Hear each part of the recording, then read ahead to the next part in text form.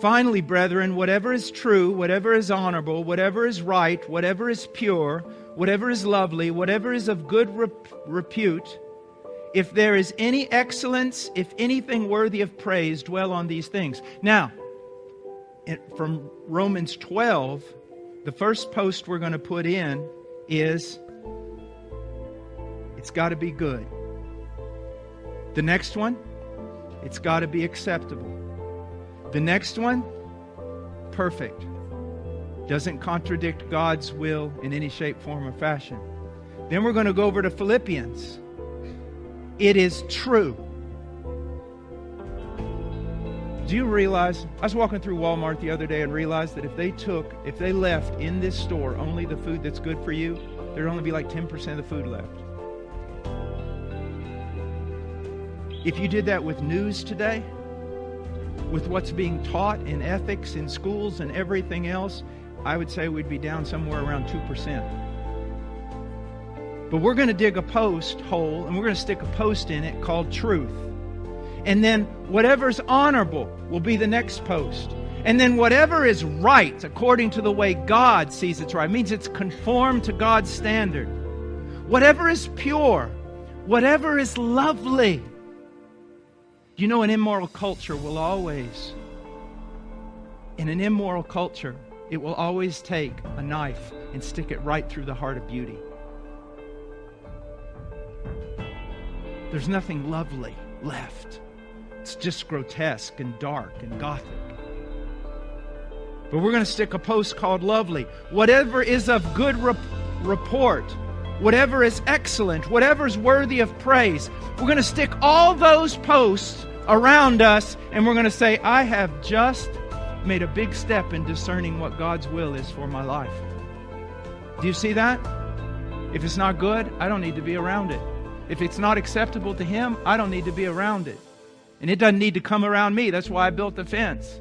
If it contradicts God's law in any place, I don't need to be around it. But now, is it true? If it's not true,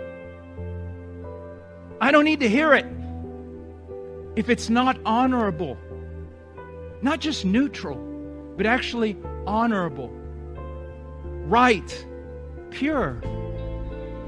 Oh, my dear friend, I'd love to write a book on the beauty of purity, the attractiveness of purity. You say, well, I've blown that. No, you haven't. Not while Christ is still seated on the throne, and not while the blood still has its power. Remember what I said? New every morning, new every morning, new every morning. Whatever's pure, whatever's lovely, lovely. Whatever's of good report, whatever is excellent, whatever's worthy of praise, on these things dwell. Now look what you've got. That fence we've built around us, that's going to filter out a lot of things that are going to keep you from growing. It's going to filter out a lot of things that are going to hurt you.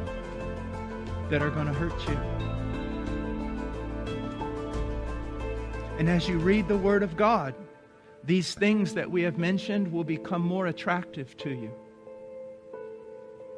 And you'll realize that many of the things in your life were not just neutral, but base. Base.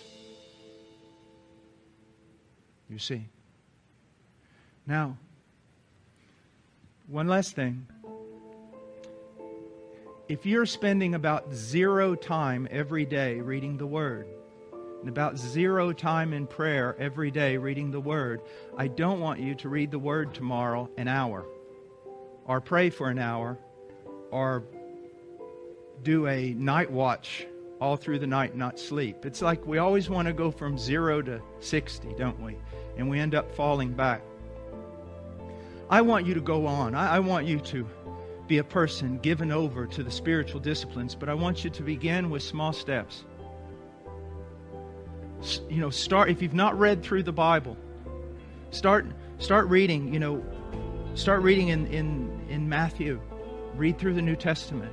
Read 1 chapter of Matthew, 1 chapter of Psalms, Work your way through the New Testament. Just sit down with a cup of coffee, enjoy yourself, whatever, cup of tea, whatever, and just sit there in the morning and read through it and feed on it. And if you don't understand everything, that's okay. I don't understand everything. But my problem is not what I don't understand. It's what I do understand and don't do.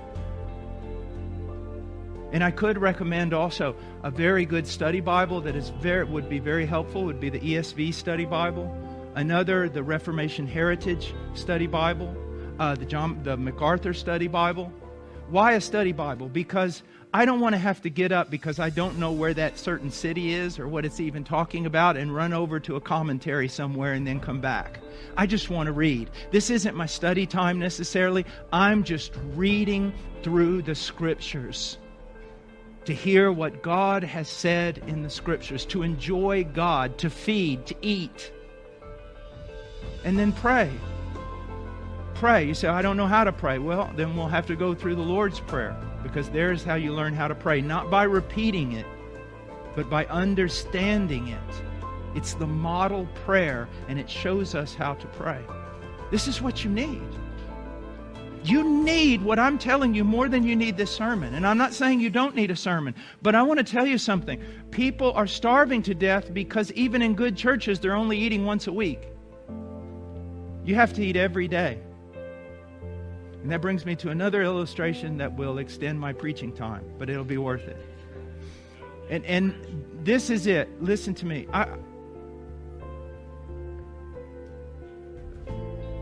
Sometimes you can look around and you see things that are physical realities, and you wonder, why did God do it that way? And almost every time I've sat down and thought about it, there's a spiritual application. I mean, to everything. And if I don't see it, usually I'll come across it someday in reading the Puritans or something. But here's something. Let's say that tomorrow I'm going to leave for Europe and I'm going to just be preaching day and night for 4 weeks. Tomorrow. Okay? But I have to eat a very healthy diet now because of my heart and everything. And so here's what I've decided. I told Chado yesterday, are you going to the store? Yes. Well, I need this food. That's a lot of food you need. Well, I need it. So she buys it. So after I get done here preaching, I'm going to go home, and my plane leaves at 11 o'clock tomorrow morning.